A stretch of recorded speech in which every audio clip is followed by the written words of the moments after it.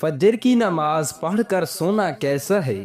حضور اکرم صلی اللہ تعالی علیہ وسلم نے ارشاد فرمایا، جو بندے فاز پڑھ کر سوتے ہیں اللہ پاک ان کے گھر میں یہ تین چیزیں نازل فرما دیتا ہے۔ بسم اللہ الرحمن الرحیم۔ السلام علیکم ورحمۃ اللہ وبرکاتہ۔ ناظرین کرام، حضرت عائشہ صدیقہ رضی اللہ تعالی عنہ بیان فرماتی ہیں کہ میں نے حضور صلی اللہ تعالی علیہ وسلم کو نصف شعبان کی شب دیکھا کہ آپ سجدے کی حالت میں دعا مانگ رہے تھے۔ حضرت جبرائیل علیہ السلام آپ کے پاس حاضر ہوئے اور عرض کیا کہ اللہ تعالی نے آپ کی شفاعت پر آپ کی 1/3 امت کی مغفرت فرما دی ہے۔ پس حضور صلی اللہ تعالی علیہ وسلم مزید التجا کرتے رہے، یہاں تک کہ حضرت جبرائیل علیہ السلام پھر نازل ہوئے اور عرض کیا کہ اللہ تعالی نے آپ کو سلام فرمایا ہے اور ارشاد فرماتا ہے کہ میں نے آپ کی نصف امت جہنم کی آگ سے آزاد فرما دی ہے۔ حضرت محمد مصطفیٰ صلی اللہ علیہ وسلم مزید التجا کرتے رہے، یہاں تک کہ جبرائیل علیہ السلام پھر نازل ہوئے اور عرض کیا کہ بے شک اللہ تعالی نے آپ کی شفاعت پر آپ کی تمام امت کو جہنم کی آگ سے آزاد فرما دیا ہے، سوائے ایسے شخص کے جیسے جس کا کسی کے ساتھ ناجائز جھگڑا ہو، یہاں تک کہ وہ اسے راضی کر لے۔ حضور صلی اللہ علیہ وسلم پھر التجا کرتے رہے، حتیٰ کہ جبرائیل علیہ السلام پھر نازل ہوئے اور عرض کیا کہ بے شک اللہ تعالی نے اس بات کا ذمہ لیا ہے کہ آپ کی امت میں سے جس پر کسی کا حق، اللہ تعالی اس کو اپنے فضل اور اپنی رحمت سے راضی فرما دے گا۔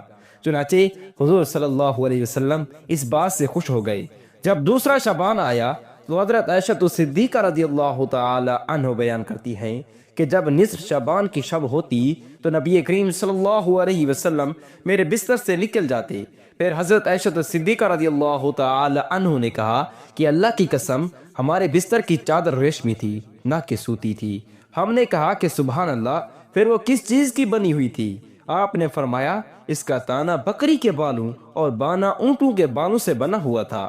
آپ نے فرمایا کہ مجھے خدشہ ہوا کہ شاید آپ اپنی دوسری ازدواج سے کسی کے پاس تشریف لے گئے ہیں۔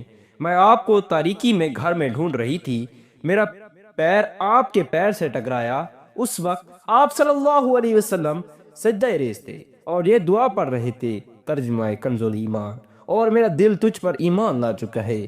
میں تیری نعمتوں کا اقرار کرتا ہوں اور اپنی بڑی بڑی لغزشوں کا اقرار کرتا ہوں۔ میں نے اپنی جان پر تجاوز کیا، بس تو مجھے بخش دے۔ بے شک تیرے سوا گناہوں کا کوئی بھی نہیں بخشے گا۔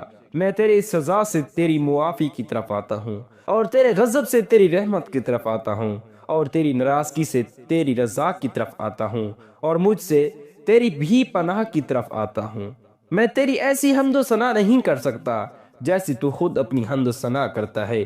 حضرت عائشہ صدیقہ رضی اللہ تعالی عنہ فرماتی ہیں کہ حضور صلی اللہ علیہ وسلم کھڑے ہو کر اور بیٹھ کر نماز ادا کرتے رہے حتیٰ کہ صبح ہو گئی۔ آپ صلی اللہ علیہ وسلم کے پاؤں مبارک سوج گئے تھے۔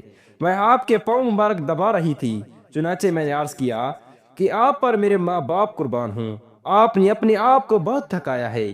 کیا یہ بات نہیں کہ اللہ سبحانہ و تعالی آپ کے طفیل، آپ کے اگلوں اور پچھلوں گناہوں کو معاف فرما چکا ہے؟ آپ نے فرمایا کیوں نہیں؟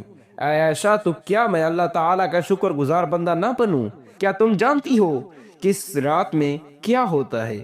میں نے عرض کیا کہ رسول اللہ صلی اللہ علیہ وسلم اس رات میں کیا ہوا؟ آپ نے فرمایا کہ اس رات میں اس سال اولاد آدم سے پیدا ہونے والے ہر فرد کا نام لکھ دیا جاتا ہے اور اس سال اولاد آدم سے مرنے والے ہر فرد کا نام لکھ دیا جاتا ہے، اور اس رات میں لوگوں کے اعمال اوپر لیے جاتے ہیں اور اس سال ان کا رزق نازل کیا جاتا ہے۔ میں نے عرض کیا کہ یا رسول اللہ صلی اللہ علیہ وسلم، کیا کوئی شخص اللہ تعالی کی رحمت کے بغیر جنت میں داخل ہوگا؟ آپ نے فرمایا کوئی بھی شخص اللہ تعالی کی رحمت کے بغیر جنت میں داخل نہیں ہوگا۔ میں نے عرض کیا یا رسول اللہ صلی اللہ علیہ وسلم، آپ بھی نہیں؟ آپ صلی اللہ علیہ وسلم نے فرمایا، اپنا ہاتھ سر پر رکھ کر 3 مرتبہ پڑھا، میں بھی نہیں، سوائے اس کے کہ اللہ تعالی مجھے رحمت کے ساتھ ڈھانپ لے۔ حضرت شیخ عبد الواحد رحمۃ اللہ علیہ، آپ نے ایک مرتبہ عالموں سے پوچھا کہ جنت میں تمام نعمتیں تو ہوں گی، بتائیے کہ جنت میں نماز بھی ہوگی یا نہیں؟ عالم نے کہا کہ حضرت جنت میں نماز کہاں سے ہوگی؟ جنت تو اعمال سہلہ کی جزا کا مقام ہے، وہاں اعمال سہلہ کی تکلیف کہاں سے ہوگی؟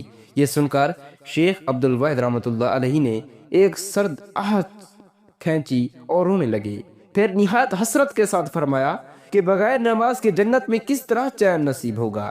اے میرے مسلمان بہن بھائیوں، ان سعید و پاک باز روح سے نماز کی لذت پوچھو کہ انہیں جنت میں بھی بغیر نماز کے کوئی لطف نصیب نہیں ہوگا۔ امیر المومنین حضرت عثمان غنی رضی اللہ تعالی عنہ کا ارشاد ہے کہ نماز پنج گانا کی پابندی کرنے والے کو 9 چیزیں انعام میں ملیں گی۔ اول، خداوند اس کو اپنا محبوب بنا لے گا۔ دوسرے، اس کو تندرستی عطا فرمائے گا۔ تیسرا، فرشتے اس کی حفاظت فرمائیں گے۔ چوتھا، اس کے گھر میں برکت ہوگی۔ پانچواں، اس کے چہرے پر صالحین کا نور ہوگا۔ چھٹا، اس کا دل نرم ہوگا۔ ساتواں، وہ پل صراط سے بجلی کی طرح گزرے گا۔ آٹھواں، جہنم سے نجات پائے گا۔ نواں، جنت میں اس کو ایسے لوگوں کا پڑوس نصیب ہوگا جن کی شان میں یعنی قیامت میں ان کو نہ کوئی خوف ہوگا نہ وہ غمگین ہوں گے۔ سال کے دنوں اور راتوں میں ناظرین، کیا فجر کی نماز کے بعد سونا جائز ہے؟ جی ہاں، فجر کی نماز کے بعد سونا جائز ہے، لیکن بعض علماء کرام نے اسے ناپسندیدہ مکروہ کہا ہے، خاص طور پر اگر یہ روزانہ کا معمول بن جائے اور سستی و کہلی کا باعث ہو۔